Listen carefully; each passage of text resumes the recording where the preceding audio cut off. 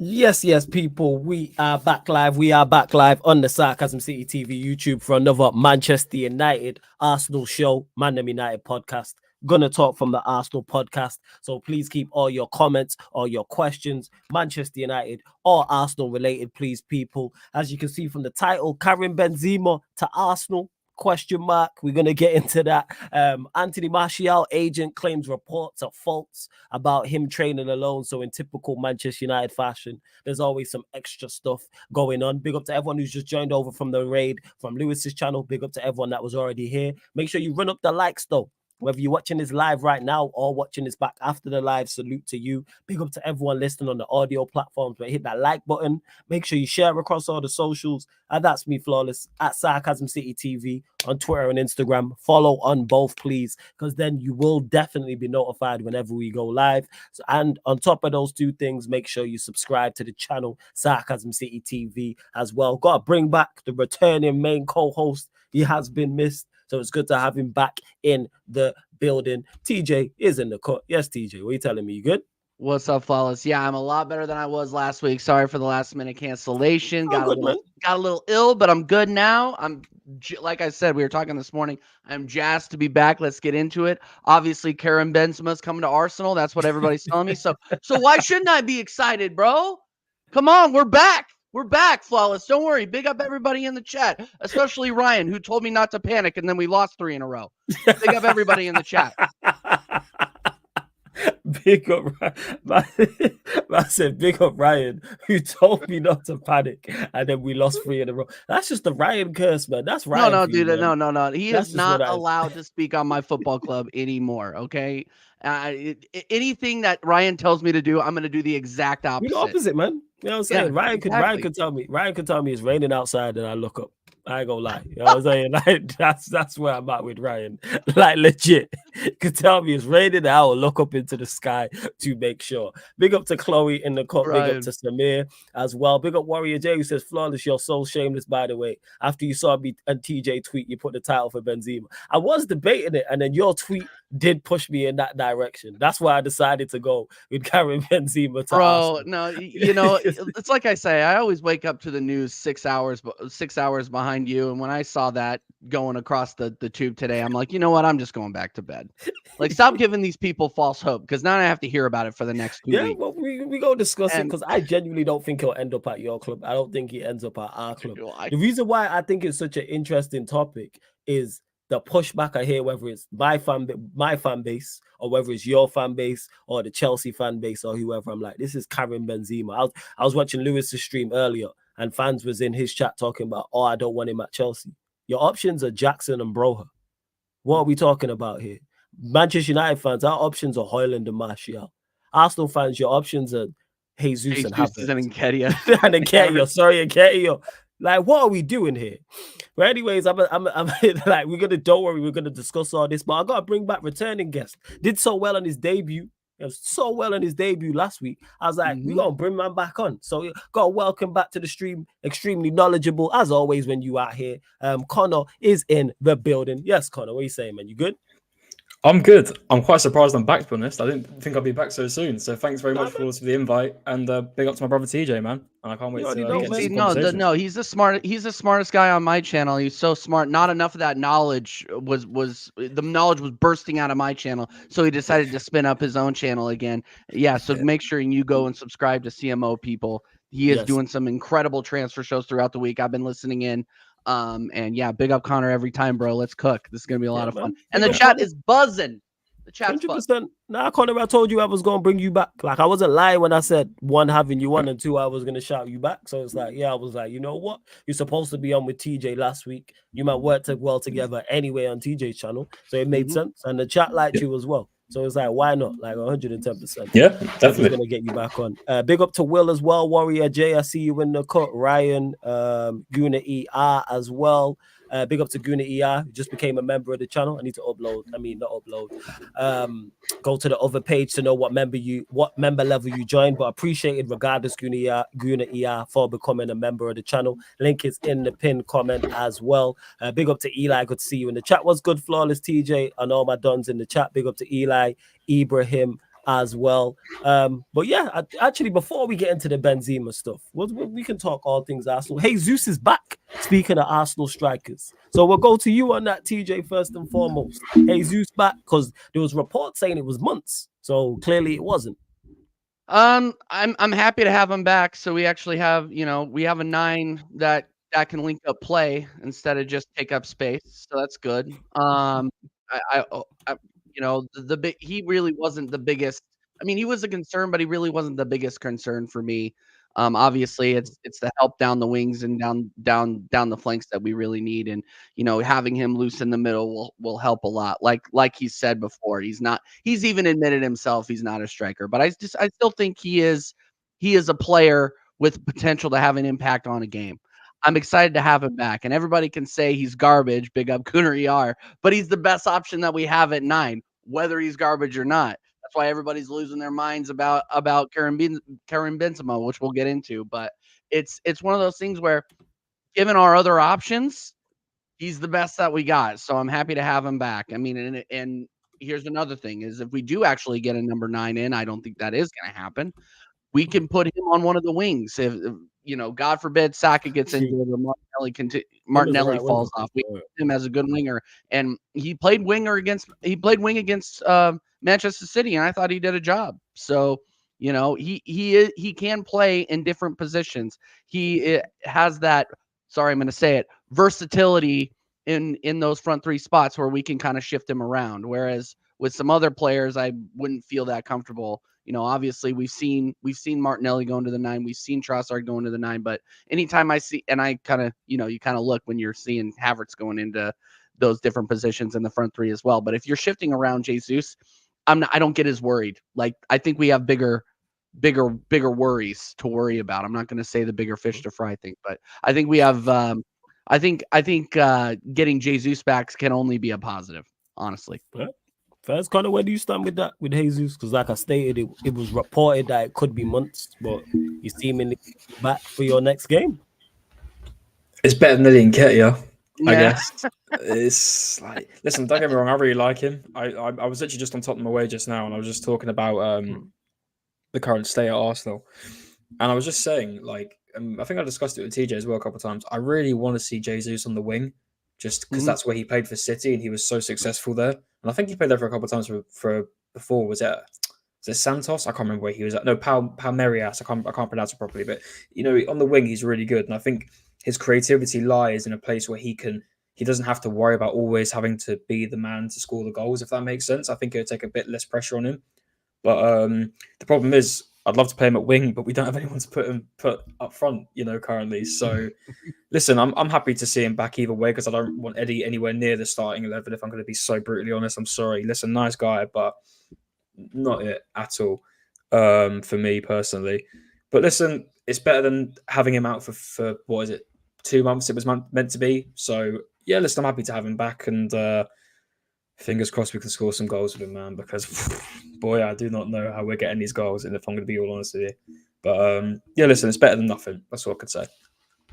Yeah, fair enough. And Eli says this is an interesting point, and we'll go to you on this, Connor, and obviously get TJ's thoughts as well. Also, why not try Martinelli in the 9? We've never seen it under Arteta, but his best has been in that 9 role, as seen last year when he and Trossard were interchanging. Where do you stand with that, Connor? Guys, would you like to see Martinelli as a 9, false 9, interchanging with whoever's out on the wing or wings? I should say.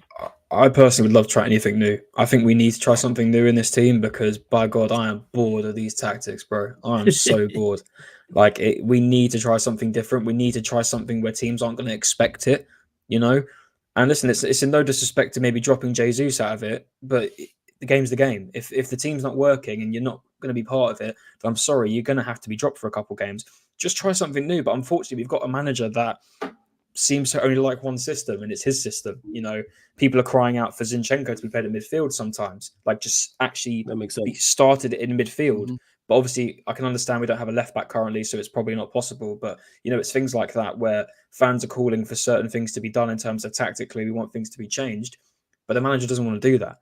And listen, I'd love to play, to answer your last question, I would love to have try Martinelli in the 9 just to see if it works. Because I remember we tried that under Unai Emery, and I think he had a really good really good spell there for a while, and he got a good couple goals. So yeah, I think listen, and I think Trossard deserves some more games as well. I think, and you could even put Smith Rowe on the wing if you really want to. Smith Rowe, if you think about it, really started off as a winger for Arsenal, especially in the academy. So we could throw him in there, but he's another player that seems to be quite sidelined, shall I say, by the manager, which I really wish he wasn't. So we have these options, and look, if the average fan like us and say Eli can see it, I wish Mikel Arteta would see it as well. You know, I feel like we're going to go into this Crystal Palace game, and I do think actually, I could maybe probably see Nketiah starting, but I feel like we've had 2 weeks off. It's going to be the exact same thing, and we'll be playing a low block Crystal Palace. I can see it already. We're going to do a watch along on TJ's channel, little self plug on Saturday, and I guarantee make sure you're not locking. Yeah, definitely. And TJ's got to wake up at 6:30 in the morning for it, and I guarantee it's going to be a low block Crystal Palace, and it will be a 1-1 draw, something like that, because we won't be able to score against them. We'll have 25 plus shots. Listen, I'm just predicting, but I really want to go into this game and see something new, just something, because you've had 2 weeks off. If all I'm hearing is you're eating steak with Salt Bay and you ain't been changing anything, I'm going to be annoyed and I'm going to be going ranting. So I would love to try Nelly at the 9 on the weekend, especially put Trossard on the wing and have them interchanging, something new. So I completely agree with Eli there. Fairs, where'd you stand with it, TJ? Yeah, I'm with trying anything. I thought we were cooking when they were interchanging in the 90. I don't think he ever started in the 9, but he always cycled in and out of that position throughout the game. So like Connor said, and like AJ was saying in the chat, under Emery he cooked there for a while. So I mean, I think he has the pace that we would need at number 9. We can see that, Martinelli, if he can time his runs, get in behind. We've seen him do that several times. I think last season against Aston Villa, he was able to do that. And he's been able to go literally on breakaways, one-on-one with the netminder. We've seen it once or twice. The guy has the pace to be an effective number 9. So, whether or not he can do it for a sustained period of time, given the way our attack looks right now, I wouldn't mind seeing it, to be honest with you. I mean, we're in Dubai sunning ourselves, playing golf with Rory McIlroy and eating steaks with Salt Bay. Hopefully somewhere in there we penciled in some new tactics, some new formations we could possibly try. I'm not trying to be too toxic or negative here, but if we don't come out firing, we don't get at least 7 points out of 9 in our first 3 games, it's looking long for us. Stop talking about us as title contenders at that point, because we're pretenders at that point. So gotta see something different for sure, man. Gotta see something different. No, that makes sense. Hey, Sunshine, good to see you in the chat. Big up Jez as well in the court also. Let's see what else you lot are saying. Again, keep all your questions Manchester United or Arsenal related. I will get to all the questions I can, but to make sure your question gets read out, super chat. And make sure you subscribe to TJ's channel and Connor's channels as well. Can one of the mods please put both their channels in the comment section as well, people? Well, we might be gaming later, probably. You know what I'm saying? We probably will be, because we gearing up towards the playoffs. So I'll put out the bat signal. Big up to V1 for the super chat. He says, name manager to replace Mikel Arteta that is better than Pep. What? You know what? V1, big up for the super chat, but we just gonna bypass your question because you just there's a bit of a mad one that.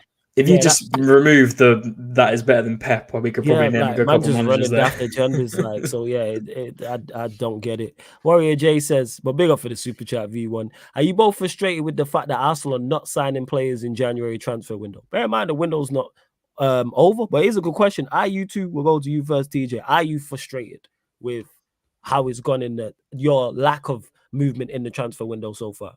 Yeah, I mean, we've been crying out for a striker for over a year now, like a legitimate striker, and we're not even seriously linked to one right now. The only serious links that I was seeing was with Onana from Everton. And why are we looking for another center mid? I thought we were good with Kai Havertz and with Declan Rice and Mo El Neni and Jorginho. What happened to Jorginho? Anybody see Jorginho?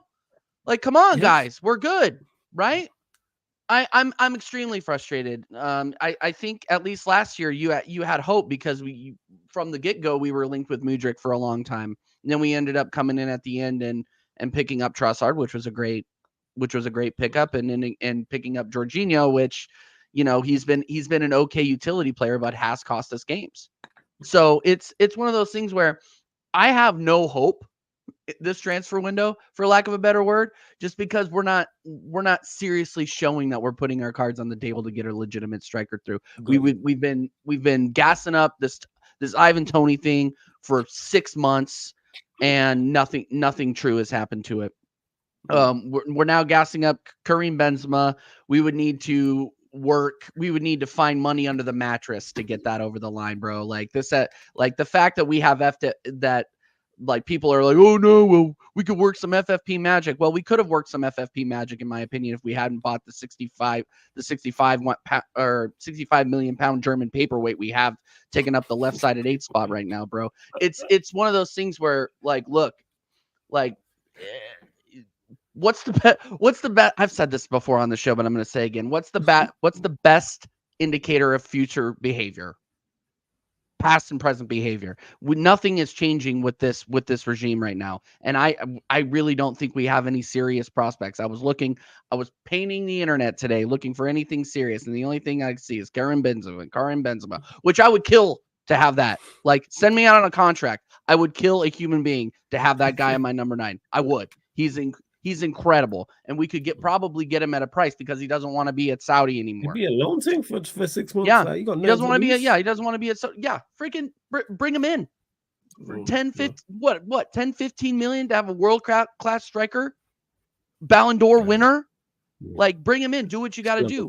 But freaking FFP trying to get a loan deal spun out, and the structures with that, so we don't get a point deduction. It's one of those things where we've seen what this club can do in the transfer window, and it always ends up being disappointing. So I'm frustrated is a word that I am, but I'm also another couple of 4-letter words can come out of my mouth by the end of this whole thing. So yeah, what do you think, Connor, man? Yeah, Connor, what are you saying in regards to Arsenal's lack of movement in the transfer window so far? Used to it. Especially in the January window, bro. This is like just classic Arsenal, isn't it? Like, I wouldn't be surprised. Listen, I think we'll do business, but I don't think it will be to the 30th of January because that is just classic Arsenal. We always leave it till last minute. And listen, I love Karim Benzema. We've been chasing this guy for 10 years now, and we still haven't managed to get him. So, listen, as much as I think we can get him in for goals, boy, if we get him in, I'll be happy to get him in. But even if it's a loan deal, I know that loan deal will be expensive. Even if he's 30, was he 36 now? Yeah. And I guarantee he'll be up there with one of the most highest paid players for the next 6 months. And he might not even work out. You got to put that into persuasion as well. So, bro, I mean, I haven't even seen stuff about outgoings, let alone incoming. Sorry, because like you just brought up about people saying we can work our FFP magic. Well, good luck for us working our FFP magic when we spent 200 something million in the summer and expecting us to bring in, 80 million pound players in January. Don't worry, we're gonna sell Cedric for 8 million. That's exactly. And maybe that's the thing. You got people like Eddie Nketiah, 30 million apparently being linked to Crystal Palace, and we're not selling him up. It's just like, what is going on? And I'm annoyed, and I'm kind of annoyed because Edu's been out in Dubai chilling with the Arsenal players when he could be in his office doing work at the training ground. But he's in Dubai, but he's still working. He's still working. Don't forget that he's still working. Is he? He's not working. Listen. If he was working, we would have got deals done. We would at least got one deal done by now. I swear to God, Tottenham are doing more deals than us right now. They've got 2 deals done over the line. And listen, it ain't the best option. It's Werner. Werner is trash. We know that. But if we think about it, if we look at centre back options, we are on a thin line. If Gabriel and Saliba, either one of them drop, we're back to Jakub Kiwior until Timber comes back. And Tomiyasu comes back from the Asia Cup. So we need a centre-back. And they just brought in a decent one for 20-odd million, who actually seems to be quite decent at Genoa. So for a decent fee as well, which is another good bit of business from Tottenham because they brought in Vicario for a decent price. Maddison was really a decent price. He was 40 million. We brought him for 65. It's just classic Arsenal, man. I swear to God, we all bring in some 30-year-old on the 30th and a guy on loan. And it's the classic Arsenal, isn't it? And people expect us to win a title this year. Boy, have I got news to tell you because I don't think we're going to be doing that. You got news to tell? It just disappoints me, man, because people hold. A lot of Arteta-ins really hold like high standards to these guys, like they're the next coming. But you look at stuff like this when we're in need of goal a goal scorer. And listen, I'm not asking for the Osimhen's or the Tonys, like logistically, because I know legitimately in the football sense, it's probably not going to happen in terms of money. But at least go into the market and surely you can find someone. Yeah. Fred, yeah. At least try, because it looks like Arsenal aren't even trying, because we've heard nothing. We've heard rumours. What makes me laugh, right? We're linked to this Managerial guy from Spain, yeah, from the Sun Sport. This guy literally comes out a week later saying, "I didn't even hear about that. That's new to me. Yeah. That's new to me." So listen, at the end of the day, if he's not hearing about it, then Arsenal clearly aren't doing business around the striker area. And I saw us linked with Onana for 60 million. What are we doing? We're trying to look to buy another midfielder for 60 million pounds when the first one hasn't worked out, and we don't practically need a DM, because if we were to bring in Onana, that's now 5 DMs at the club. I'd rather have 5 strikers. It's just like, it's crazy, man. I don't think we're gonna get Benzema. I feel like I think he'll just stay in Saudi. In all honesty, I just think he'll just stay there.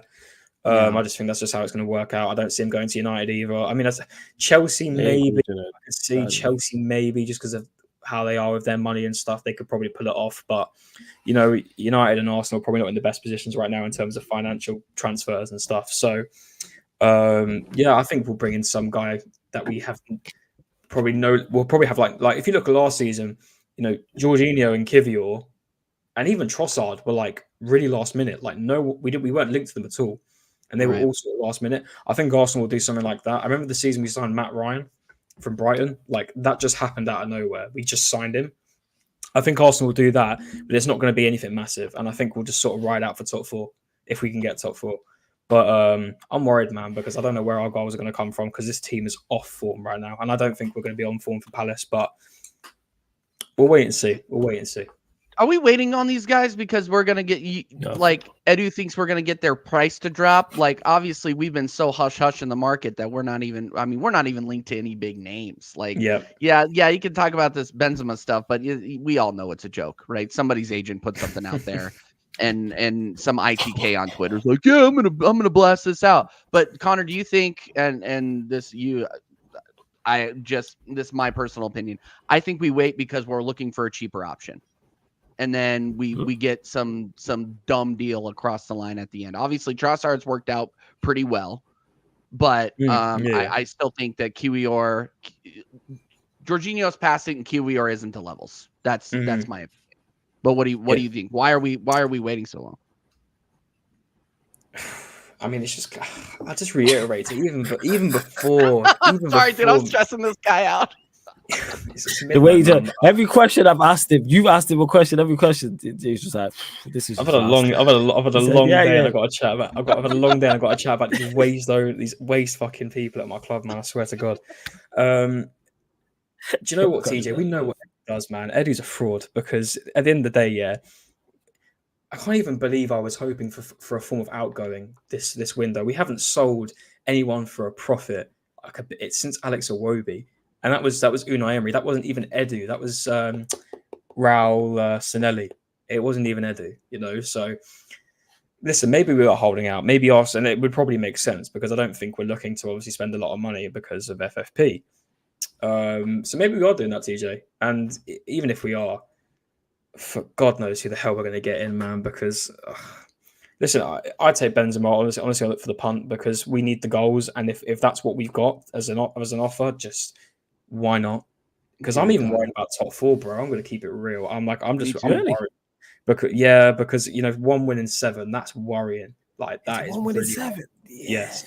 That's bad. That is bad. It's worrying, So, and I swear to God, I've got such a funny feeling we're not going to be able to get 3 points off Palace. I'm really worried. I think you'll beat Palace. All jokes jokes aside, because they're that bad. I think you beat Palace. Yeah, they lost to Chelsea. You'll beat Palace. 20 quid if we lose. 20 quid if we lose now, flawless. 20 quid. I ain't putting money. I ain't putting money on that. I ain't saying all that. I ain't backing with Brent. I ain't saying all that. I ain't saying all that. No, we're unpredictable as hell. This guy's gonna be shooting me eyes when I wake up at freaking 6 a.m. to do a watch along, and we're losing 2-0 at freaking halftime. I'm gonna be losing I'll be fuming, bro. Nah, they just rubbish though. Like, they just not that good. That's why I think you do the business. But go on, carry on. Bro. Yeah, no, I just listen. We may be holding out for someone, but listen, we're not even linked to anyone. Like, I'm actually. Do you know what? I'm glad because on my channel I'm doing transfer shows, but I don't have to focus on Arsenal. Because if it was an Arsenal one, I'd be in that bed. That's how I'd be reporting it from that bed right there. Because there's nothing going on. I'd be asleep. Yeah, That's literally how interesting this window is right now for Arsenal. So, listen, if we want to go for one player in this window, it's got to be a striker, bro. Because where else can we go? If you look at a team right now, like when we play Liverpool, for example, right? And listen, I know they didn't have Van Dijk, and I know they didn't have Salah either, right? But I could see a team that in the midfield and the defence, it was still an all right Liverpool side. It wasn't terrible. Listen, it was rotated. I get that. There weren't many players there. But, and even in previous games against like the likes of West Ham and stuff, the midfield and the defence is fine. It's literally just the attack. And if you're not getting your players to either do shooting drills and training, you've got to go into this window and look for some form of centre-forward striker. And if that doesn't happen this window, then it is what it is. But I keep to my word that if we don't win anything this season, he's got to go. At this point, I literally said it on Tottenham away before I left, which I got obviously held at by Stefan, who's on there, who's an Arteta red. And I just said, listen, bro, you can't be having 5 years at this point. You can't be having 5 years in the job, £700 million spent, and you expect more from him. Like, listen, respect to what you've done so far. Thank you for bringing back the culture to the club, which he's supposedly done. Don't know how he's done that. Thank you for the FA Cup. Thanks for Declan Rice. That's probably it. And we move. Wow. We move because listen, I keep it real. It was kind of crazy as I see comments sometimes. It's not me just me trying to feed an ego here, but people say I'm only 19, 20, and I've got more sense than some of these 40-year-old Arsenal fans. That's why it surprised me when you said your age because of how you talk about football. You're very, very, very rational, which is very rare. You are so far removed from the stereotypical social media fan. Yeah, I don't follow the crowd of let's keep everything positive because we're second in the league. We've finished second. The two teams I focus, in my opinion, and listen, sorry if you're any other fan, the two teams I focus on every single year are Man United and Liverpool because that's our circle in terms of stature in England. We're the three biggest clubs in England. Yeah. Both of those teams have won major honours in the last 10 years or 15 years. We haven't. I think it's even less than that. When did United? No, it was just 15 years. The league was 15 years. The league. So because the league was 2013, so it's 11 years now. Bloody hell, it's that long ago. But you know what I mean. For Arsenal, it's coming up to 21 years now. I think it's going to pass that soon. It's a long time. And when I'm seeing my club not progressing, listen, it's all well and good getting 8th, 8th, 5th, 2nd. Wow, that's progression every season. But then the next step's first, right? If that's the way people want to look at it, progression after that's first. We're not going to get that this season. It's very clear and evident. Yeah, look, it's all well and good being behind Liverpool by 5 points. But I just watched City against Newcastle and I said, it's just going to happen again, isn't it? So I really don't see us doing that again. So it just comes to the point where, listen, thank you for everything you've done. I think there was a really bad atmosphere and tenure at Arsenal when Wenger left and towards the end of Emery as well. The club was really low at the end of Emery as well.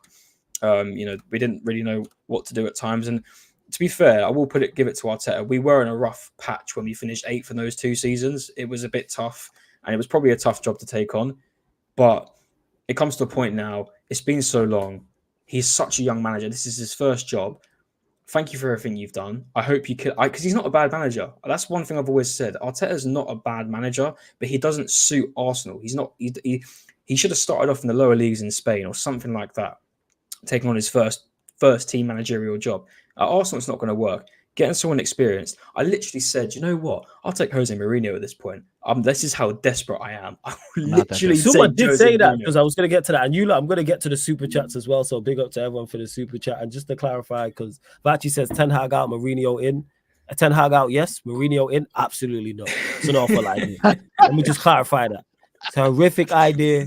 I do not want Mourinho anywhere near Manchester United Football Club. Do I want him back in the Premier League? Yes. Somewhere else though, because he's super entertaining, and his press conferences will give us content creators something to talk about. Because he is an extremely entertaining individual, one of my favorite managers of all time. However, he's done at the highest level, and people just need to accept it. The people need to accept it. But yeah, that's my thoughts on it. Go on, Connor. Yeah, no, I just to wrap up my point. It's probably because I'm tired. I've had such a long day. But that's probably why I'm just letting loose right now. But it comes to a point where he's been here for so long. If I put it towards your perspective, Flawless, if you had Ten Hag for 5 years, right, and he's riding off the Carabao Cup for those 5 years, as Manchester United, you want to move on from that. So I don't get the sentimental towards why Arteta is the guy, because I'll give him praise for winning an FA Cup, and maybe you could say he's progressed us, because last season was our first title race. I would probably count the 15-16 season as maybe a title race, because at the beginning we were sort of in it until Leicester sort of carried away and started winning everything, and then we sort of dropped off. But that was proper, like we were on it, and so I respect him for that. And he's clearly built a side with a few more additions. We could probably be very, very good under the right manager. But it comes to a point where you've spent nearly £1 billion and you've brought in more bad players than good, and we can't go on any further. And listen, Vinay's leaving at the end of the season, one of the board members for Arsenal. I really hope Edu joins him, because I think we need a new technical director, because I think Edu's inexperienced as well. He only was a technical director for Brazil, an international team, sorry. And that doesn't fill my CV for me. We've literally just brought in 2 ex-Arsenal players for the sake that they played for Arsenal. The only reason I do that is to bring in Flamini, because he's a billionaire, and I let him take over Arsenal because he's rich as anything. I just let him take over. Yeah. But apart from that, I'm sort of done with this whole, because you played for Arsenal, you can come in now. Like even Jack Wilshere, I was a bit skeptical about that. Like just because you play for Arsenal and you got no job or anything, you got nowhere to play, you've brought him into Arsenal now.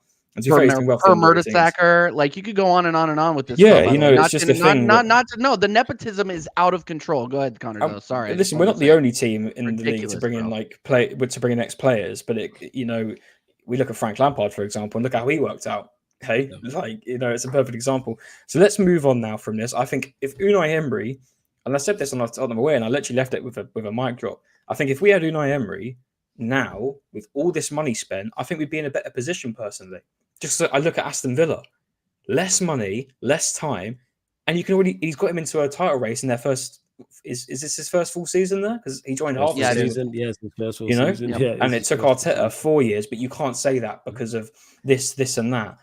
These are the excuses we've got to deal with. So, to Sarka Sharp now, we need to move on from him, in my opinion, and start fresh in the summer. Simple as that. If we don't win anything this season, because I've heard people. I'm not going to name names, but I ran a show yesterday, and I've heard we could possibly win the Champions League because who said it? I know who said that, and I'm not. No, because Musiala, because Musiala said that his favourites to win the Champions League, because he couldn't be biased to Bayern, was City, Madrid, and Arsenal. That means we can win it. I mean, if that means we can win it, by God, I think we can win everything. So, now listen, thank you for your time, Mikel. But if you don't win anything this season, get out of here. That's so thin, it's anorexic, and at that point, you're just getting into copium, bro. Like seriously, you're getting into serious copium, because you're literally latching on to anything that we can. That's why this fan base latches on to XG. It lands on field tilts. I know that's been being thrown around over and over and over again. Like we're literally, and on the Arsenal website, I shit you not, I went on the Arsenal website today because I was curious, like what are the boys doing in Dubai, right? And then there's an article on there, I shit you not, that says, here's where we are beating our rivals statistically. Flawless. The team is putting this stuff out. I will link it in the chat if you guys link it in the chat, man. When I saw that guy, right? When I saw that guy come out with, but we had the better field tilt, I actually wanted just to stop watching football, because when that, and I'm not going to name names, but when that Arsenal fan came out and he said, we lost the game, but we had better field tilt, I literally wanted to give up with my phone. Wait, what's field tilt? Exactly. What is field tilt?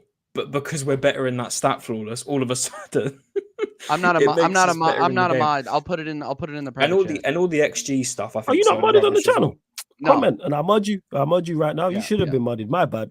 Comment. No worries. But yeah, no, it's right there. It's right there, people. Just copy paste.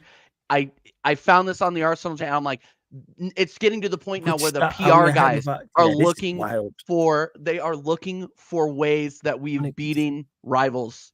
Oh, see, so when it comes to one particular statistic in the Premier Lead this season, we are head and shoulders above any of our rivals, quite literally. That is because we have netted 9 times from headers in the division so far, more than any side in the competition. To put that into context, the whole of last season, we netted 12 times using that method. So Arsenal, yeah, like it stated, 9 goals from headers. Forest at 8, West Ham United at 8, and then you got Wolves, Luton Town, Tottenham, and Brighton all at 7.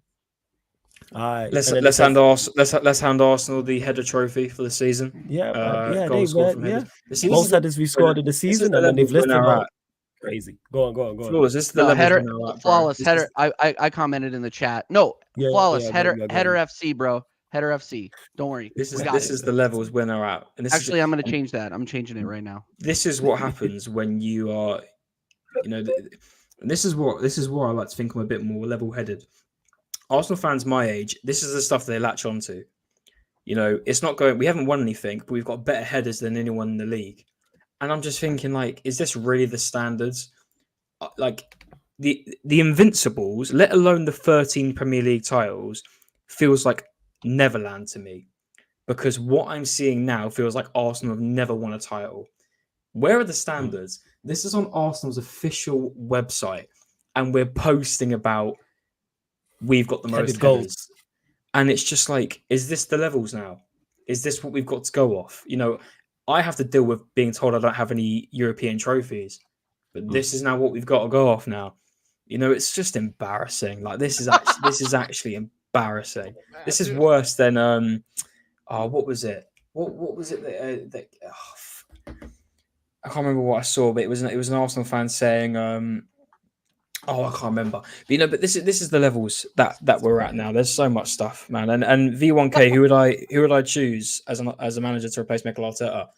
Hey V1, you gotta relax with the way you talking. I'm gonna block you. I don't like the way you be chatting recently over the past couple of days. You need to relax. You know what I'm saying? Don't even respond, Connor. Relax. You know what I'm saying? I don't like the way you be talking.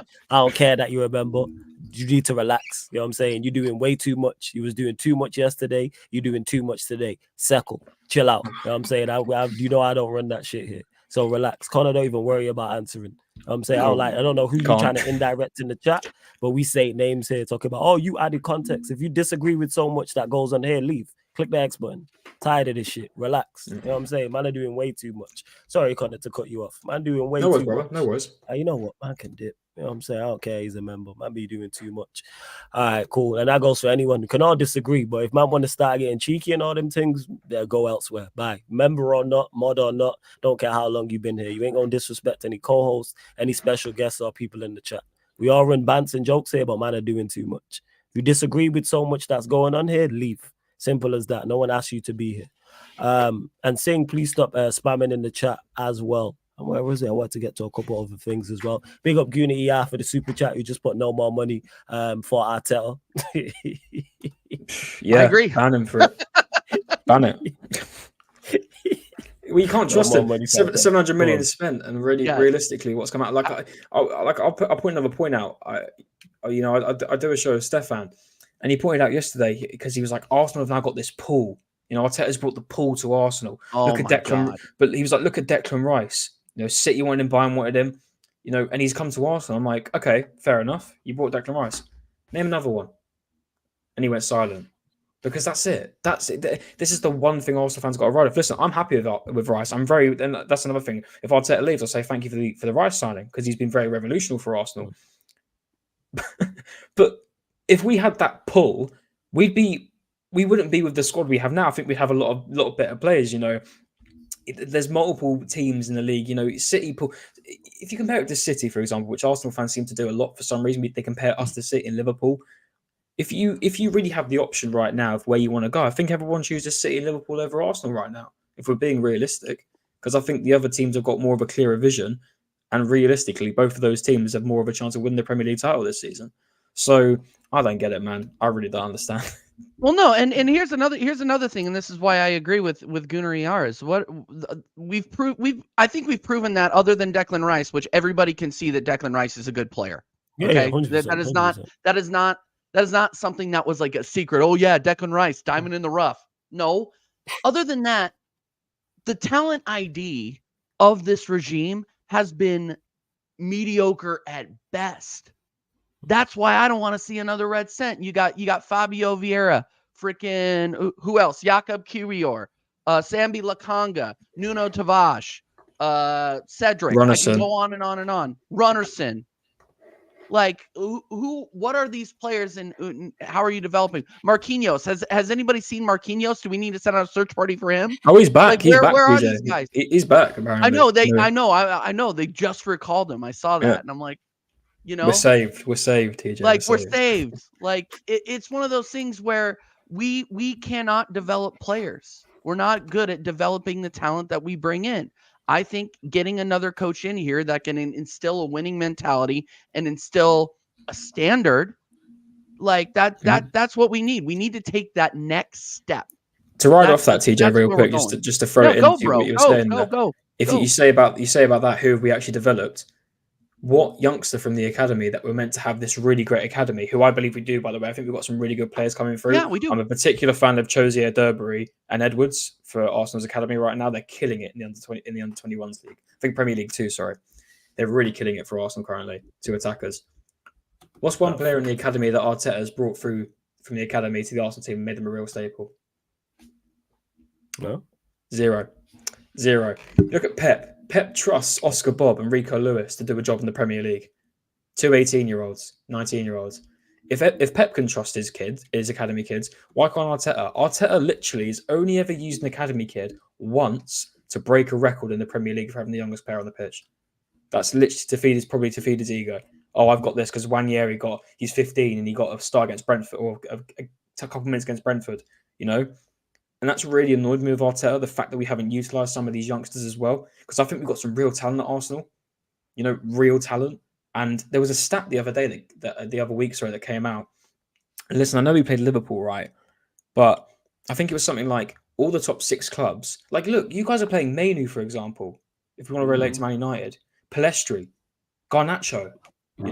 You guys are trusting your youngsters in the team. Listen, I understand that because you're in a situation where you don't have that many options. Arsenal don't have that many options currently.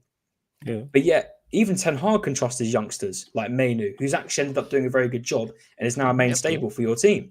Why can't Arteta do that? At times when we're looking for creativity and something up front, I really like Chozier Durbury. I really like, is it Hugo Edwards? I believe it is. I can't remember his first name. It's definitely Edwards for Arsenal, right? Why can't we give them a try? If you like Wanyeri so much, Arteta, for starting him in the Premier League, why can't he do it again? That's one thing that's really, really annoyed me with Arteta. He does not give any of the academy kids time to shine in this first team, even if it's a game against PSV where it's a friendly. No academy kids started at all. I think it's such a shame, man. Yeah, I think it's a shame too, and I brought this up before. Maybe I want to hear what Flawless has to say, and then maybe I could hear what people say in the chat. I honestly think that I don't think Arteta either trusts the young players to run the system that he's running in the first team, or he doesn't think the players are good enough, which is crazy because we do.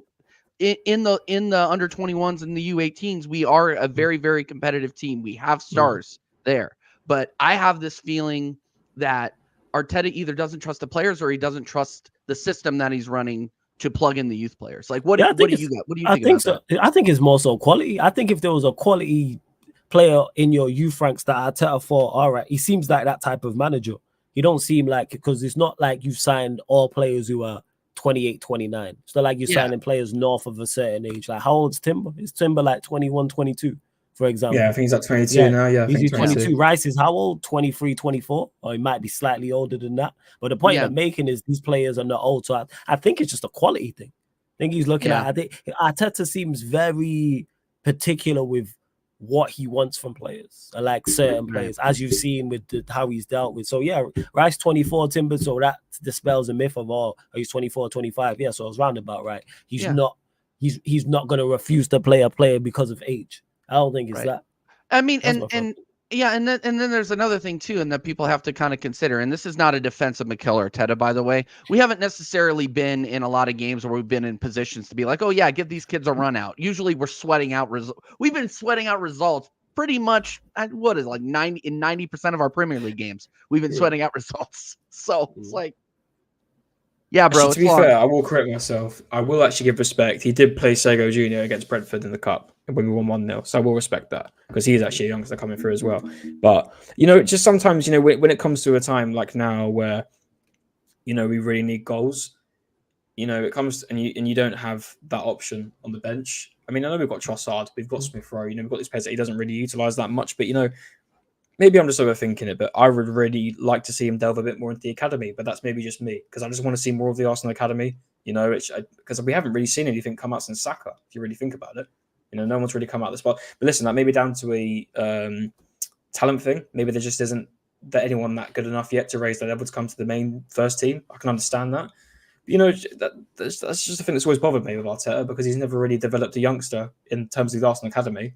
Even some of the youngsters he signed, like you want to go back to Marquinhos that he signed, hasn't developed anything from him. Fabio Vieira, he brought him in for quite a hefty fee, very young, hasn't really developed him. So I don't know, man. I find it a bit of a shame. He has to actually be healthy enough to be on the pitch or not getting red cards in the 83rd minute to actually do that. Sorry. Yeah, that's true. And to hear today who says no flawless if it was on pure quality, how does Havertz keep playing or Zinchenko after giving up goal after goal? Arteta's a stubborn man. Let me clarify, when I say pure on quality, what he deems quality. So if he thinks you're a good player, forget whether we think it or not, or you as an individual here today. I'm pointing out, like, Arteta rates Havertz. Like, he thinks he's a good player. He rates Zinchenko. That's why he bought Havertz and continues to play him. This is why he bought Zinchenko and continues to play him. Now, are those two players? Zinchenko, I think, is good, just not as a left back. I think he should be playing midfield, like Connor mentioned earlier. And in regards to Havertz, awful by not very good. You know what I'm saying? Bang average player. But if you ask Arteta, but if you hook Arteta up to a lie detector test and say, do you think Havertz is a good player? He'll say, yeah. And it will say true. He genuinely believes that. What's your opinion on Arteta, flawless as a rival fan? What do you think of him? Do you think he's good enough for Arsenal? No, I think he's just taking you lot as far as you can go. Has he improved you lot? Yeah, he won you the trophy. Obviously, you finished like 8th back to back. Then obviously you finished 5th. You should have won the league title last season. Didn't. He's done a good job, but good is not good enough for Arsenal. When has good been good enough for Arsenal? You mentioned it earlier about being one of the biggest clubs in the country. So you are held to biggest club in the country standards especially when you are backed. One thing nobody can say about Arteta, whether you rate him or you not, whether you're Arteta in, Arteta out, or Arteta doubt, he's been backed fully in terms of money. So you have to judge him as such. And if he doesn't win a major trophy, what is it like? Let's say you keep him. Let's say you don't win a major trophy this season, which I don't think you will. All right, and then you keep him in the summer, and then he spends 200 million, 300 million. You're closing in on what? 850, 900 million spent. Then what? He doesn't deliver a trophy. Then what is it? A bill? Like, when do you say enough is enough type of thing? That's what. And then when you look at how you lot did in the league last season, because you should have won it. That's the big black mark, because you lot should have won the league last season. And if you lot would have won the league last season, and then all of these things would have popped up like now. So, for instance, you lot not playing well, your front line out of form, Martinelli, Saka, etc., siding Havertz, you lot would give him much more leeway, because you know what you'd have? Credit in the bank, because he just delivered you your first Premier League title in 20 years. So it's like, all right, bad season, you can turn it around and get it right. But because it went so horribly wrong and in the manner in which it did, you got everybody looking at him funny. So it's like, at this point, it's like, how are you still backing it? I don't get it as an Arsenal fan. If you're an Arsenal fan and you're still backing Arteta, I don't know how. What more evidence do you need to see? Exactly. He's a learner driver. Don't get mistaken. He's a fantastic learner driver. But you're putting a learner driver in a Formula 1 car and saying, go beat Pep and Klopp. You've done this. That's prime Schumacher and prime Lewis Hamilton. Like in Formula, and you're asking them to go up against those two and say, yeah, beat them. A man's got the L plates. It's a green L, but he's got the L plates on his. It's like, come on, man. It's unfair. You know, like that's unfair to Arteta, because it's like Cam says it all the time. He shouldn't be learning on the job at Arsenal. Do I think Arteta will be successful in management? Yes. Will he be successful at the highest level? Different conversation, but he's already won an FA Cup, so that proves already you're good enough to go and compete for those trophies. Like a Europa, someone said Arteta will win the Europa League in his career. I hear that. Someone says he wins another FA Cup, League Cup, domestic cup in Europe. I hear all that, but we're talking. You don't spend 700 million for second and third tier trophies. You spend it for the major trophies. Yeah, like that's what it is, and you have to deliver. So that's how I look at it in regards to Arteta. But again, fans are going to cling on to anything because of you lot being unsuccessful for so long. So because he's took you so far, people are like, I'm just going to cling on to this. And Tadalu says, bring in Jose now. He's a motivator. I highly disagree, but he's washed flawless. Jose is like a fine Portuguese wine, only better with age. Jose 2024. Big up, Dow. I'll ask you one question. When's the last time Mourinho competed for a major trophy? When's the last time he competed for a domestic title? Okay. I was going to say, could you count the I was going to say, could you count the Conference League? But I don't think that really counts. No, that's not a major. Count the Conference League. Domestic trophy. No, No. I want round 3 at Chelsea. That's what I want. Peak. I want round 3, baby. Let's go. Yeah, Roma last week, where Orion Goon, he don't compete for no domestic titles. He was in 9th place. That's like I can't. Yeah, that was right. Do you know what? Do you know? I don't even keep up with my Serie A that much, but I saw that and I was like, that's why he's not there. And I thought, okay, gotcha. Show's over. I felt bad for him though. He looked really upset to be leaving. Like he looked. I think he was really close to that team. I think he was really happy there. But at the end of the day, if you can't, at the end of the day, it's football. If you're not doing your job properly, it's any job. If you're at any job, if you're not doing your job properly, you're going to get sacked, isn't it? So. It is what it is. It's the way the world works. So it's a wrap for man. Show's over. Show's over for Mourinho. And it's been over, and people will just hold on to it because of what he did previously. And what he did previously was fantastic. But if he did what he's done in the past 10 years at your football club, Arsenal, what's he done that Arteta's not? Arteta won an FA Cup. He won a Conference League. What's the difference? The show's over at the top level now.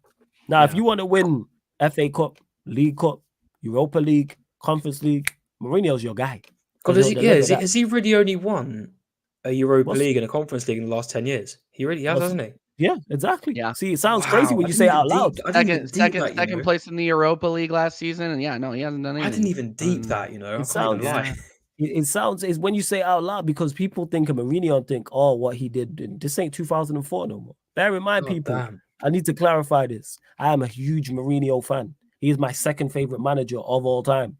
So that's how high I put him in regards to he's one of the GOATs. He sits at that table, but just not in 2024. Outdated. He's past it. It's a wrap. Show's over. He's just not that guy at the highest level. Let me clarify that. Now, Newcastle, I know shout out to Strasbourg Steve. He wants him for the trophy. He's crying out for him. Which I get because can Mourinho come to England and win you a League Cup or FA Cup or Conference League or Europa League? Absolutely. But there's a reason this man hasn't competed. Not one. He's not competed in the past 10 years. When's the last time he was in competition for a Premier League or a domestic title in a major European league or the Champions League? What's the last major trophy he won? The Premier League at Chelsea in 2015, right? Was it 2015? Yep. No, 2014. 2014? Yeah, no, I think either one of those. Either one. So we're talking 10 years ago. And he's done nothing of note since. Arteta's got a better resume than him in the last 10 years. Yeah, that's true. Because the FA Cup is a more prestigious trophy than Conference League. Now, Europa League is actually now I tell a lie. He won the Europa League. I'm lying. He won the Europa League and the League Cup, so Arteta doesn't. But second tier trophies is the point I'm making. He's won a second tier trophy of Europa League because he was at us. Arteta's won the FA Cup. Yes, he won the League Cup as well. When did he win? You mean the Conference League? When did he win the Europa League? With United. Oh, with United. Oh, yeah. Yeah. 2017. He won the Europa League and League Cup. I forgot about it too. See, you know why we forgot about it, TJ? Because it's the League Cup and the Europa League. That's why.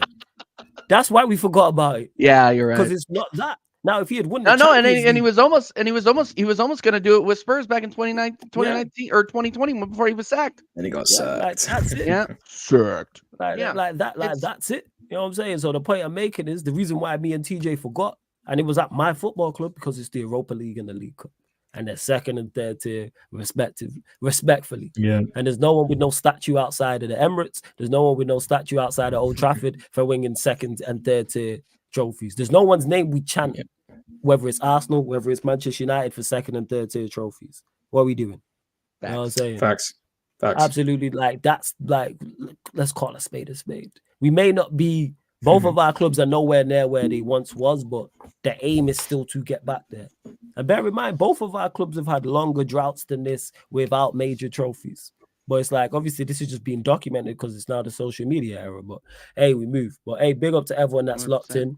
Continue to run up the likes, just under 60 of you lot in here. we're at. How many likes are we at? Oh, 48. All right, decent. Girls up to 60 likes though. Like check 1212. Hit the subscribe button on the channel. Road to 10K here on the Sarcasm City TV YouTube. We're at 9,384. One more people. I know there's at least one of you lot who have not subscribed. Girls to 9,385. Make sure you subscribe to TJ's channel and Connor's channel. I know one of the mods put both their channels in the comment section. Can someone do that again for me as well, please? Continue to get your questions in as well before we do indeed close out as well. But that, man, yeah, as a United fan, I'd love to see Mourinho at Arsenal, but it ain't gonna happen.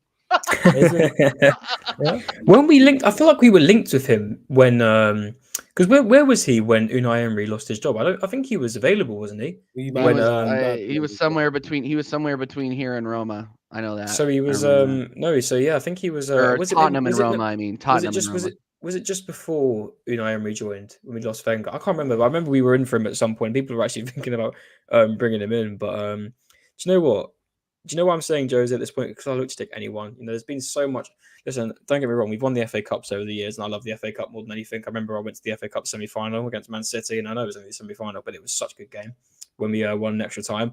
And that was my first proper game as an Arsenal fan. I could really feel the love around Arsenal for an FA Cup, and we actually went ahead and won it that year against Chelsea. I just want a trophy, bro. I'm sick of these. Like, I would have taken. I've been saying it. I've been consistent about it. I would have taken a trophy. I would have taken an FA Cup, and he would have been in the job for me. You know, you even knew how underwhelmed. Like, people got so hyped up about the Community Shield at the start of the season. Go back and watch our watch along with me and TJ. We looked so. Listen, as much as we won it, we were so underwhelmed. Like, we had like our 2-minute celebration that we beat City, and then we're just sitting there like, oh, it's Community Shield. Like, it don't actually mean anything. Well, yeah. No, it's a charity. It's a charity cup, and it's one of those things where he's won 2 of those, and people are. And the Arteta inners are gonna keep latching onto that. Give him a statue, like Rose did in the Titanic. I don't know who kept bringing up the Titanic last time we were on. But, you know who he was, man? Jacob. It's Jacob. I'm not. Do you know what? I'm not gonna lie, right? Jacob. I think I think it was like 2 a.m. in the morning, right? And I don't know why I was up, right? Because I'm normally like, this is normally the time I'm only really up because I got work in the morning, right? But I was on your show, Flawless, and Jez, he was going on about Ghana. That was probably the best 40-minute rant I've ever heard in my life. fuck the kids, yo. It's just literally, it was like when Jez gets going, it is box office TV, bro. It is. So for those that don't know, and then I put in a comment about Thomas Partey, and he lost his shit. He was like, he's a fraud. Oh, it was so good, man. Partey, so good. Never delivered. So for those that don't know, it's the last United Chelsea Spurs show, but Ghana had lost that day to Cape Verde. And if you want an even better one, go to, it was the Q&A, it was the Wednesday when Spurs lost in the Champions League no, they hadn't lost already. It was at halftime of the Spurs Marseille game. And it was like that, but it was epic. It was even more epic because that one was like 40 minutes. The last one, the Spurs Marseille thing was longer. Like, it was crazy. But yeah, because he's been happy about a Big Ange, but like, that's just from last season under Conte, like where we were just in hell. When he was under Conte, man. That was you have to go back. It's worth going back and listening to those shows. It's literally someone actually. I don't know what legend done it, but someone actually timestamped it in that comment of the video as well. Yeah, Warrior J, man. Yeah. Warrior J. Oh, it was so good. So good, man. A big up to Dal for the super chats and splash the cash on club job done. Oh my God, too much Northwestern tree going on here, bro. I respect it. And to AJ who says, question for Flawless with what just happened to Anthony Martial, which I want to discuss in a second. How long before the squad down tools to find the game set? In regards to Martial, it's so for those that don't know, reports came out stating that Martial, well, he was injured, he was ill, then he went back to training. Ten Hag deemed him not fit enough to train with the main squad, so he had to train alone to build up his fitness. Then his agent came out a few hours later and stated that this is false. Martial it wasn't because of that. He needs hip surgery. So here's my thoughts on it. One, why is this getting out? Like, first and foremost, I don't know why this is being leaked. Secondly, there's so many variables with this because it's like, what was the injury that Martial had? Was it an injury that, let's say for argument's sake, it was COVID. Not wishing out on him. I hope it wasn't COVID. But let's say Martial had COVID. I would understand if he got back to the team and was not up to speed as quickly as if he just had a cold, for example. or he just had like a niggling injury or something slight, like a thigh strain or something like that. So in regards to that, but the agent coming out and rubbishing, and it tells you just where we're at. It's just typical mess from Manchester United. Who do I believe? I don't know. Again, that's one thing I will say. I don't know. Ten Hag could be telling the truth on this. Martial and his agent and himself could be telling the truth. But again, it's just, I don't know why this is. Martial's contract's up in 6 months. He can legit talk to clubs from now. Why is this coming out about Martial? Like, I don't get it. And just the last bit about the squad down in tools. This is his team. These are his guys. This is his signings and players. He's put his arm around and players he's endorsed and said, yes, this is who is in the army. This is who is in my army with me. If the army turn on you, that's your fault at the end of the day. You've spent enough. That's why when people say, oh, all these players down tools on certain players, down tools on certain managers, it's not the same. This ain't the same squad that Oli had. This ain't the same squad that Mourinho had. This ain't the same squad that Van Gaal had. Some of the players are the same, but guess who kept those players around? The manager. Because I was saying this last time in regards to structure. Structure is why certain players are at the club. That's not on Ten Hag. Like, it was on Manchester United, we was discussing this. And man was talking about McTominay. McTominay being at the club is not on Ten Hag. I don't blame him for that. That's not his fault, even if he did his best to sell him. But the fact that he continues to pick him and continues to play him, that's on the manager. Same way he made Bruno Fernandes captain. Just because a player's at your club does not mean you have to play him. We've seen it with Eric Dyer. Even when they had centre-backs injured, man went to the Etihad and played Ben Davies and Emerson Royale as centre-backs. Mm-hmm. Dyer's not involved. Now Dyer's in Munich. You know what I'm saying? At Bayern. But the point I'm making is like, if the squad's down in tool, I'm looking at the general. If all my co-hosts down tools on me on Sarcasm City TV, are you not going to look at all the co-hosts or look at me? Exactly. Why do I have to put it in stupid terms? And this ain't aimed at you, AJ, but I'm saying I have to dumb it down and make it unrealistic and make it so over-embellish for people to realize if all my co-hosts have issues with me. So TJ, Connor, all the people you see on there on a regular basis on all these shows on the daily have an issue with me. Are you not going to blame them or are you not going to blame me? Of course you're not going to blame me because clearly I'm doing something wrong. And I'm not doing this at the level that Ten Hag is managing Manchester United at. I'm not paid at that. He's compensated extremely well to do an extremely tough job. You're one of the best paid people in your profession, as are a lot of the players. So that's why I don't hear the excuse about players down in tools. No, the team is just not that good. And the manager assembled it. He's playing. He's out there putting the tactics together. This is sounding a lot like Arteta flaws. Yeah, because a lot of it is very, very a lot like Arteta. A lot of it is very, very, very similar. That's why I see a lot of, because the crazy part is a lot of the defensive that Arteta inners have about you lot, have about Arteta is the same with Ten Hag. Or give him time. That type of thing. Do you reckon that Ten Hag does have an agenda? I have the power, which is respectable. You're the manager of the football club. At the end of the day, you do have the power in terms of the squad. You know, you are their leader in terms. Do you believe that how do I put this?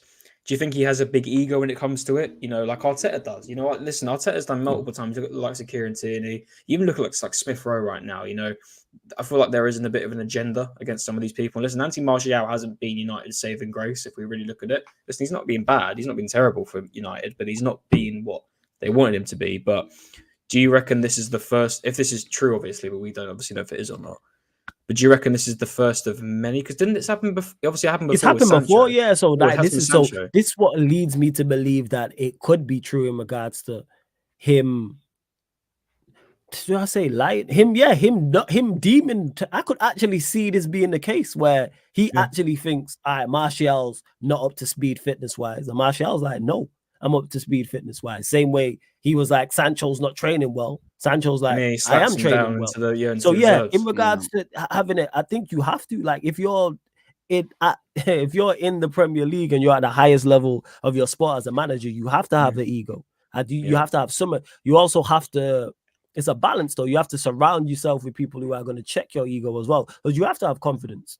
These are all multimillionaires, pretty much, that you're dealing with. They're gonna walk all over you if you don't have that backbone, if you don't back yourself. And the crazy part is, he did this last season. All the issues we had last season, like for instance, when Rashford was late, the Maguire situation where like he dropped him, took the captaincy off him. Same thing with Ronaldo, etc. His discipline was spot on. Removing Sancho from the situation and sending him away. Sancho came back and was slightly better. Like all of these things. You know what I'm saying? The way he managed injuries and not throwing, not giving players the best possible platform to succeed. So that's why I don't hear it. But all that's changed is the pressure. Because now the pressure's on even more so because there's a higher expectation on you because of what you did last season. Whereas the expectation last season when you got here was on the floor. So now that you've exceeded that, it's like, okay, you're of a certain level. Now we expect you to either at least maintain that level or breach or go above and beyond that. And he's just failed miserably. And I genuinely don't think he's a bad manager. I just think pressure, man. Pressure, what you say, burst pipes or makes diamonds. Like, that's what it is with him.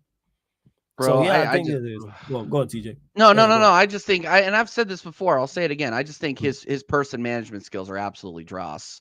Yeah, like the way that he handled that Sanchez situation, I don't think he could have done a worse job if he tried. Yeah. And that's one of those things where like you're starting to see, especially with the PR around it and maybe even the news around it. I mean, we all know that English outlets of football news are toxic as it is. But you know, if your first thought is automatically, oh, he has a problem with Martial, maybe you need to look at how you're coming across to the fan base and to the media, because that's what they're going to keep saying about you until you actually do soming positive. That's it. So it's kind of like I could see that. Like that, I could see it being like the Sancho situation, like I said, where it's like, all right, Sancho's not training well. No, I'm training well. Martial's not fit enough. I am fit enough. Like it could be that. And the thing is with it, the reason why I can't pick a side and say who's right and wrong, because I don't know. I'm not in training. Maybe Martial isn't. Maybe Martial is not up to speed. Or maybe he is, or it did come out. Someone let me know in the chat. I think his agent stated that he needs hip surgery. So it's kind of like, all right, so he's not going to be up to speed if he's needing hip surgery if he's injured. So why is he training? But again, that turns around to typical Manchester United. Big up Donacy in the chat as well. Oh, big God, up Donacy in the chat. I said, okay. Always asking for you, man. Every time man's live, like in particular clubs. Where's Theodore? Where's Theo? Is he here? All the time, and I'm like, no, he's not here. No, sorry, Theodore's got a secret admirer. That's what I'm gonna say. Theodore has a secret admirer. And Theodore has had to work this week. I haven't been on the sticks, but Donna, he's back on Saturday. He's back. Catch us on Saturday, Donna. Catch us on Saturday. Yeah, I'll see you at 6 a.m. on Saturday. And Warrior J, can you please put the statement back? I didn't star it. My apologies. I didn't star it, so my apologies for that. So if you could star it, that'd be a big help, Warrior J. Much appreciated. And to see Cube, Jacob's on here. Don't get him mistaken. Like Jacob was on literally on the nobody needs. This is United Arsenal show, so that's why he's not here. C-Cube's a Spurs fan. She's fraud, that's what I'm going to say. Fraud. And to man that play ball who says flawless, I understand he may not be up to speed, but I don't agree with isolating the players. I agree with that. Like, that's why with Ten Hag, this just adds to a whole long list. Like, there's a way to disagree. There's a way to discipline players, and it should be one-offs. Like, why is it? You're going to have disagreements. 100 times you're going to have disagreements. You know what the key is when you have those disagreements? Keep them in-house. Why are these things getting out? Keep them in-house. Like, that's what anything can be dealt with. I say this all the time. Any work, in particular, a working relationship. This shouldn't be a news story. Why has this got out? That's my biggest thing with this. Like, it shouldn't have. So, but Ten Hag's been done anyway. And again, these are his guys. These are his guys, not in particular like Martial and Sancho, but I'm just talking about the squad as alone. Yeah. You can still have easy. You can still have guys train with the team and not play. Oh, you're not fit enough to play with it. Like, we're not playing well enough for you to be moving like that. That's the issue as well. When you're winning, people are more accepting because it's like, all right, we're getting results. Winning shuts up 99.9% of people. So that's players, coaches, fans, etc. Like, who cares? This was at City and Pep. No one's even fussed. Because you know why? They win more often than not. But when you're not winning and we're struggling so badly, people are going to pinpoint and look to it.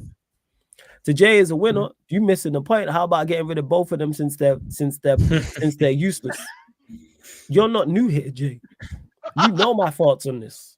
This is the craziest part. You know my thoughts on Sancho. You know my thoughts on Martial. You know my thoughts on 95% of the squad when I've said get rid of everybody.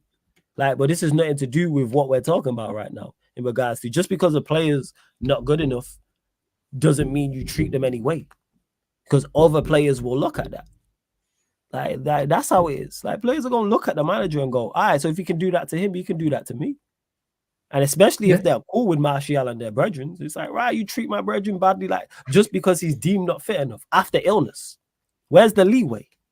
Because I'm not sure. Like I say, if someone knows the time frame, I'm not sure. But if it's he was ill, went back for 2 days and is not up to speed, well, he's been ill. Gives me the vibes. It gives me the vibes of Aubameyang and Lacazette. It's quite funny because Aubameyang and Lacazette are boys, so like they're close as anything. Like we all know that, right? And when Aubameyang got sidelined for obviously being late for the derby, which is fair, you know. It's fair. To be fair, I understood that he got benched. The whole training, but when it happened with him being training away from the first team, I was a bit pissed off about that because he is our best player. And I know, listen, at the end of the day, you shouldn't just call it out for because he's your best player. You should be instantly keeping him in the team. I get listen, that's just unfair on the other players. But my point is, it's quite funny. Lacazette now comes out recently and says, I didn't enjoy playing under his system, Arteta's system. I couldn't find my way around it. I guarantee we could tell. Sorry. When Aubameyang and Lacazette got home, I guarantee they were chatting shit about Arteta. I know. They did not like it's it. Kind of like, Can this thing piss off? Nah, that's fire, man. That thumbs up thing is hilarious. Fire. Yeah, absolutely. Put your hands up.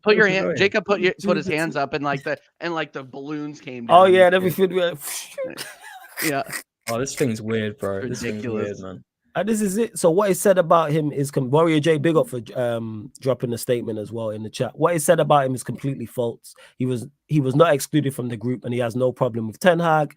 Martial has been in Manchester for 9 seasons, and if he was not a great professional, then he would not have been at the club for so long. He's simply going to undergo a small operation on his adductors, which he should have done for a while, and which did not allow him to which did not allow him to be 100%. So he will do it now. So now it's like, all right, has that been communicated? Because if the manager knows this, he's dead in the wrong. The manager knows he needs a small operation. If he needs a small operation on Martial side, why are you training? This is where it's a mess up. Why are you training at not 100%? Unless it's not that big an issue. Where clearly it might be. See, it's just all. This is all just, again, Manchester United not doing the basics on the pitch. We don't do the basics off the pitch. This is an easy solve. Just a conversation between the two of them clears all of this up. I don't know, man. This club never ceases to amaze me just with pure foolishness. Flawless, just so I know, because actually I don't think I actually physically properly know. Come end of season, and obviously it looks like you're not going to. Well, listen, you're still in the FA Cup. You could have a chance to get into the final because you did it last season. Hey, favorable draw. Yeah, let's hope so. Yeah, exactly. So listen, if favorable draw, hey, where them non-league sides at? Like them non-Premier League sides. Rugby, them Championship, League One, yeah, Maidstone and Eastleigh and all. Yeah. Rugby, them sides, man. Yeah, go on. Sorry, Connor. Go on. We brought up earlier about how for me personally, if Arteta doesn't win any trophies, I want to say goodbye to him. I know you're not. I know you're not a fan of Ten Hag. Is it for you if? Come into the season, you'd really want him just gone, get someone new in. I don't actually know your view on it. Do you say? Yeah, I want someone new now. I'm saying, never mind wait until the end of the season, like because of what I'm seeing. It's not even like, yes, obviously a trophy is the main goal, and if he wins a trophy, I'm looking at it different. But it's about how you get there as well. There needs to be something that's sustainable. That's what I look at. Is it a rebuild thing as well for you? You want a whole rebuild? Sustainable. Oh yeah. A complete rebuild. I don't know what's a stronger word than a rebuild, but complete. Like I'm saying, blow it all up and start all over again. Yeah. And that's on the pitch and off the pitch as well. I'm tired of everybody. I've said this. So to Jay as a winner, I'm with you with that. I'm said get rid of. I want everybody gone. I keep saying this. I want a complete everybody from owners all the way down to kitman. Everybody, players, coaching staff, managers, scouting department, recruitment, medical staff, chefs, CEOs, the chefs as well. Hey, the chefs out here serving up raw chicken, canteen people, I can't even say lady, canteen staff, receptionists, parking attendants, everybody, man. Cultural reset, Andrew, man. Anybody, word to it was Corey who said it. Because when I said this last time, Corey was like, when I said, right, it's harsh on like the tea ladies and the canteen staff. He's like, I don't want anyone here who's been involved with just this loser mentality that's been going on. And he had a point. And he had a point. And that's where I'm at with it. Everybody, man. Everybody, man. It's a wrap show to go. So to answer your question, I think C Cubed asked me, am I a Ten Hag in or Ten Hag out? I'm Ten Hag out. Go. It's a wrap. To C Cubed, he says, so Flawless, you're saying CR7 was right after all. Never died what he said. Just the wrong messenger. Because I was saying what Ronaldo was saying before he was even here. Before he got back here the second time. And that's documented. Go back and check, watch it. Go back and check Man United's from 2 years ago. Let me just repeat that to clear that up for everybody. I was saying what Cristiano Ronaldo said in that interview before he came back here the second time. And bear in mind, the reason why I don't give Ronaldo no credit, because he signed, seen all of this, said nothing because he was playing and because he was scoring goals. Bear in mind, we had our worst ever season under our worst ever manager. People act like that didn't happen. Then when we got better and he got dropped and wasn't playing, then he did this explosive interview. Stating up. We all know the Glazers ain't shit. My brethren set up one of the protests. What are we talking about here? Shout out to Saeed. Saeed set up one of those protest people. For those that don't know, I was at that protest. I was at the second one, and I was at the second one as well. We've been protesting long before. Ronaldo don't care about Manchester United. Let's clarify that. Ronaldo don't care about Manchester United. As much as I love Cristiano Ronaldo for what he did for the football club, legend. One of my favorite Manchester United players, one of my favorite players of all time. He don't care for the club. Because like I said, he would have said something immediately when we had our worst ever season. Worst ever season under our worst ever manager. And he said nothing. Why is that? Because he was playing. Just to clarify, but people don't want to accept it. You know what I'm saying? People don't accept it. So yeah, I don't give Ronaldo no credit for what Stevie Wonder could see at Manchester United Football Club. He said nothing. He said nothing new. He said nothing new whatsoever. Oh, the Glazers are terrible. Yeah, we know that. The facilities are terrible. Yeah, we know that. The stadium's bad. Yeah, we know that. Manchester United ownership doesn't really want to win. Yes, we know all of these things. He said nothing new. Now, if you're a non-Manchester United fan and heard that, I could see why you might be surprised. But there's no Manchester United fan that you've spoken to with any form of like realism that doesn't know this. Like I said, I've been saying this ever since I started content creating. Been saying this. So I was having this conversation before I was content creating. This is nothing new. This is shit we were saying in group chats. What are we talking about? But CR7 was the only guy holding up your club under Ralph. Holding up our club to do what? To have our worst ever season. What did we do? Holding the club under. That's the same way people talk about Bruno. Oh, Bruno's led your team. Led us to what? Like I've seen the greats. I'm old enough to have seen our greatest or one of our greatest ever periods. Like, let's not do this. Ronaldo was holding up the club under Ralph to do what? What did we do under Ralph? We had our worst ever season. How do you define holding up the club?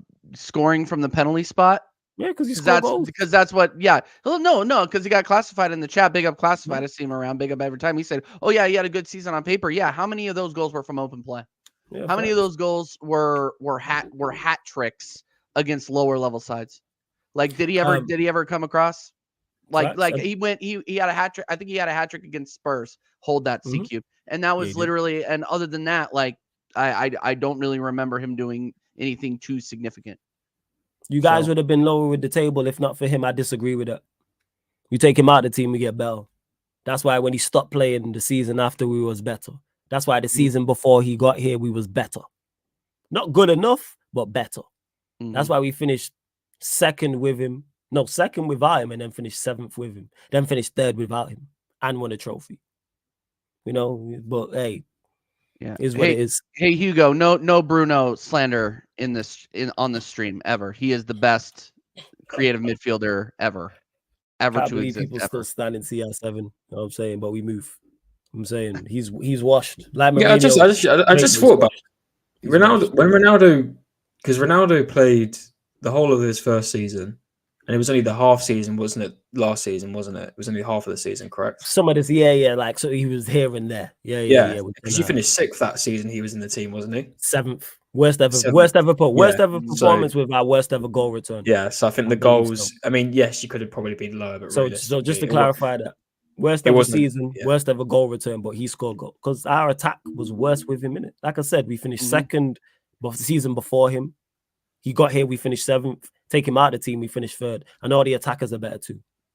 Do you reckon that was all for a bit like Vibes FC? You know, bring Ronaldo back. That'll make the fans happy for a year. Oh yeah, it was just idiotic because I said it at the time. Selling shirts, bro. There's clips still surfacing now. Shout out to Statman Baines. Again, little history lesson for you lot.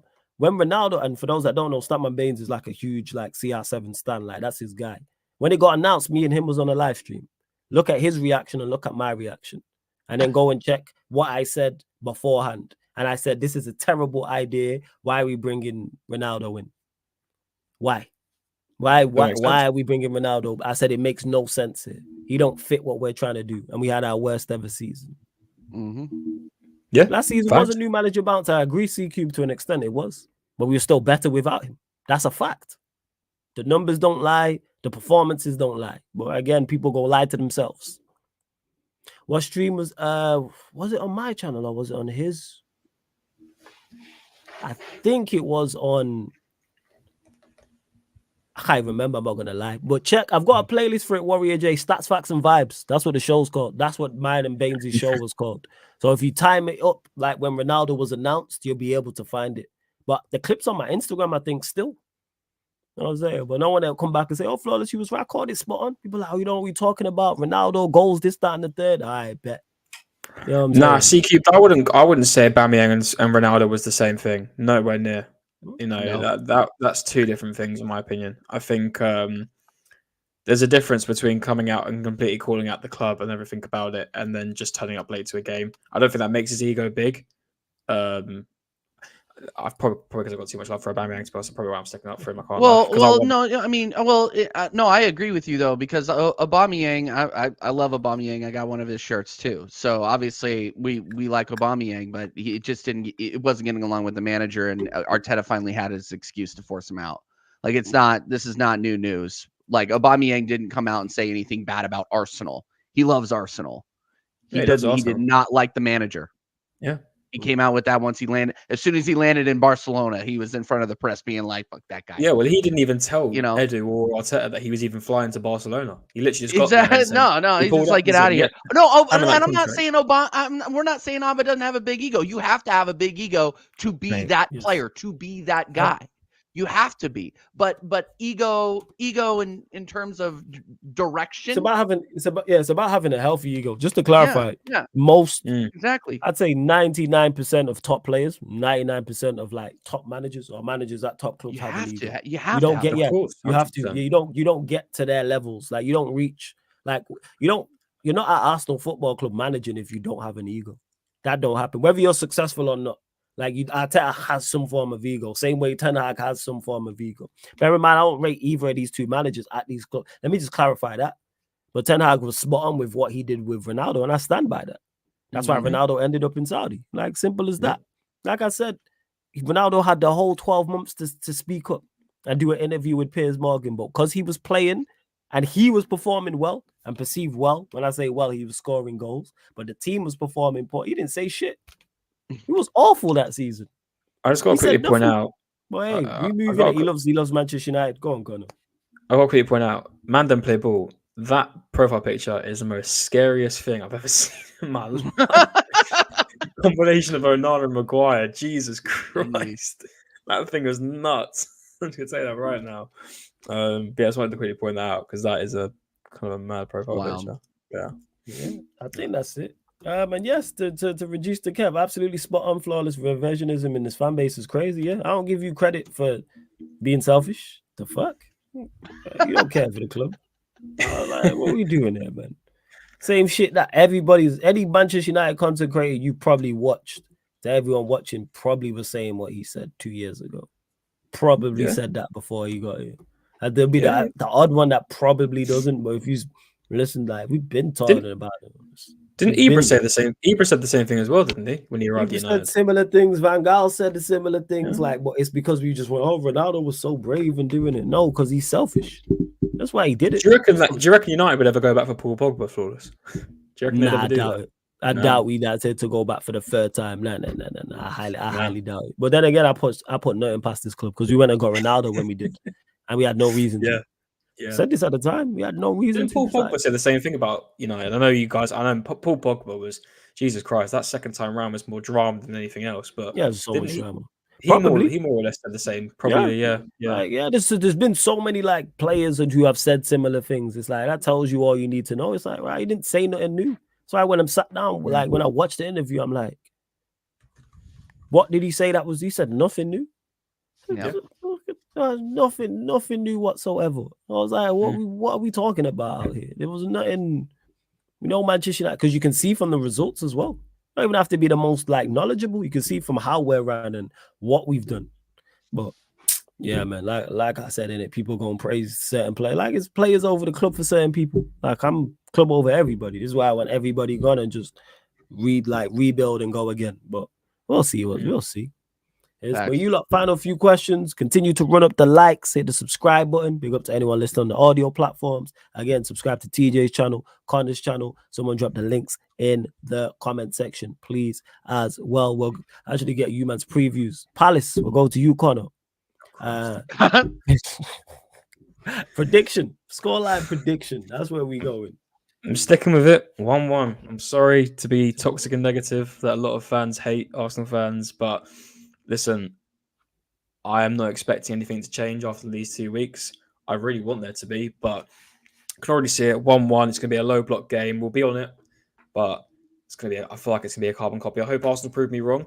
My head says 1-0, but maybe my heart's telling me like a 3-0 win. But nah, man, I don't know. And it's Palace as well. And Palace can be our bogey team now and then. I mean, it's been a bit different when Zaha hasn't been there anymore, but they still have been our bogey team now and then. So yeah, man, 1-0. I don't think anything's going to change. I think someone asked earlier, I don't know who it was, but they said, what's our ideal front three?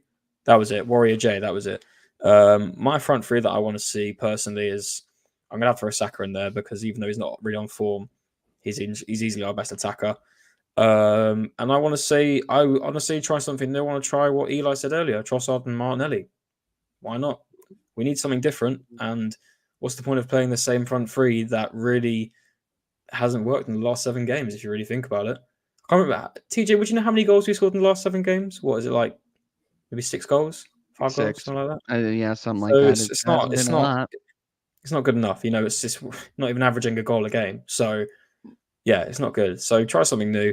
And I'm going to go for 1-0. But hopefully, fingers crossed, that changes. And but I'd go for Trossard, Martinelli and Saka, just because I don't think Jesus is going to be fully fit as well. I think he might be half fit, but he'll come on. I think he'll come on for a cameo.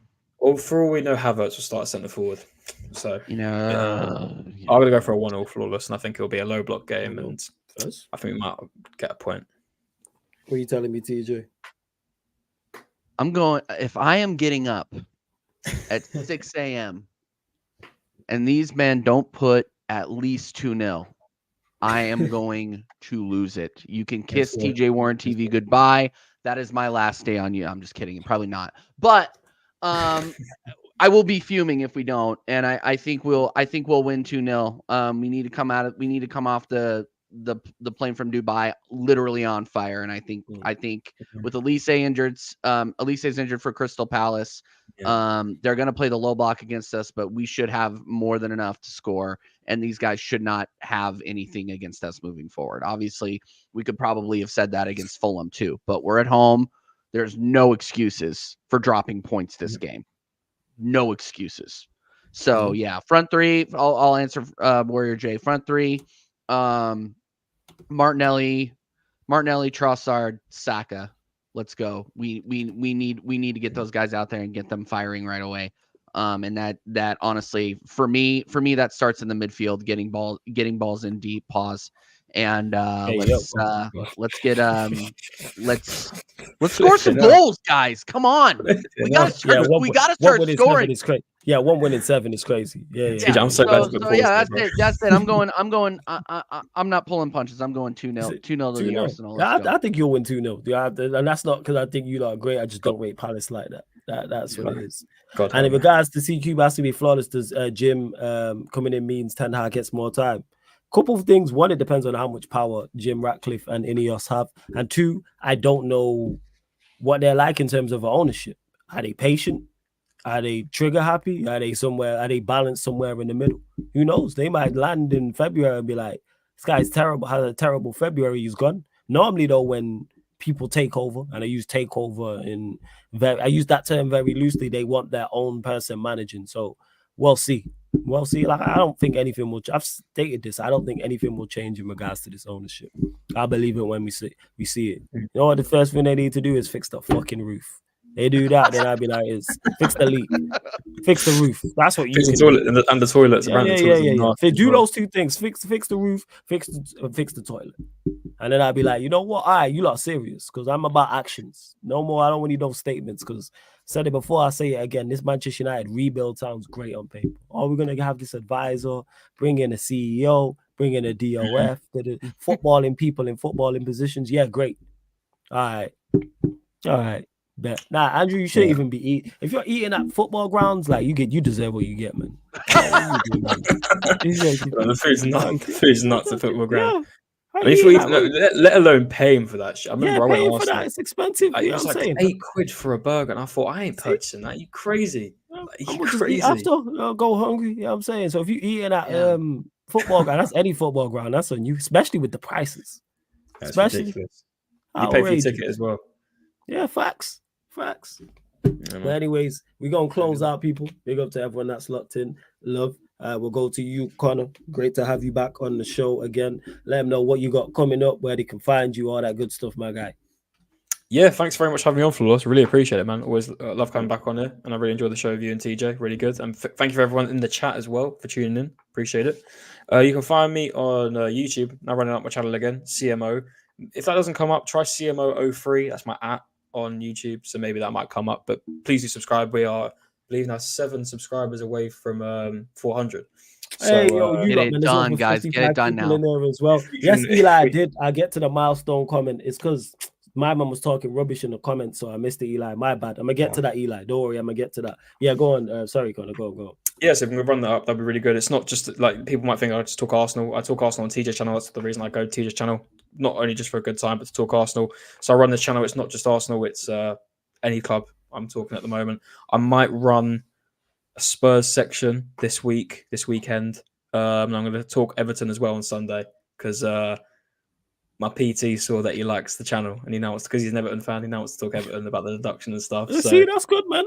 Yeah, he wants to get on and stuff. So I've got some shows coming up and stuff, and I do a transfer show as well. So if you want to get involved and anyone wants to have their opinion, feel free. I do match reactions for all the other stuff as well. So yeah, it's going good, man. And yeah, thanks again for also having me on, TJ, as well. And looking forward to the next one if I'm on again. Thank you very much, man. When he's 7 away, the man have already put the AJ just put his link in the comments. AJ's a legend. AJ's a legend. AJ's always in my chats.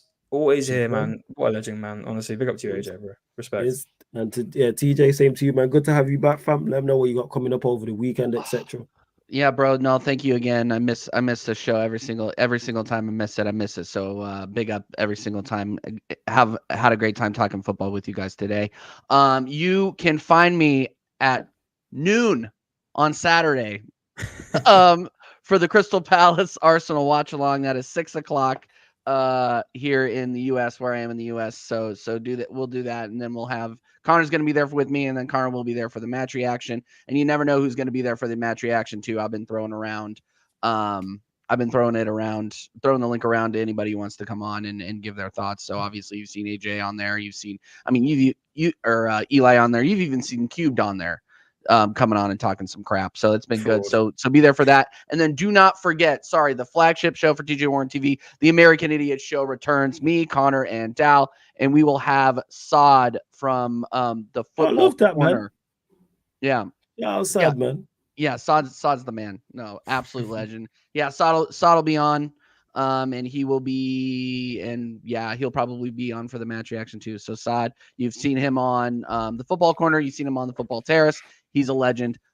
So come on and join us 9 p.m. UK time on Friday. Thanks again for having me. Make sure you lot. American Idiot's great show, people. You know what I'm saying? I've been blessed to have been on there a few times, so make sure you check that out. And Eli, my bad. Sorry that I didn't get to this comment. It's because my man was talking rubbish in the comments that I ended up blocking. But he says, been a member of the channel for 2 months. Eli, much appreciated all your support. He says, since people are saying the Tony deal is done, for the summer. Why not get Benz for 6 months, get Joachim Anderson for 20 million, sell Eddie and get Zubimendi's release clause? I think you're talking too much sense here, Eli. That's too logical. Eli, Eli, so you stop should it. run the club. It's like Eli, you know more Eli, than Eli, do you need a job? Do you need a job? You should apply. I think they're hiring. I think they might be hiring. They're hiring over there, I heard. That's very smart, man. That's very, very smart, Eli. For real, for real. That is very, very smart. 110%. But you lot, make sure, like I said, subscribe to TJ's channel, Connor's channel as well. Yeah, and my bad that I missed it. But yeah, I'm just not taking, like I say, let me just clarify this. We all run banter, run jokes on this channel. You lot know how it is, regulars in particular. But any disrespect to any of my co-hosts, any special guests, anybody in the chat, myself, I'm not with. You know what I'm saying? So when Ibrahim says flawless acting like Ten Hag, yes, I rule with the iron fist over here because it's my channel. I keep the lights on over here. You know what I'm saying? So you know who has the final say? Me.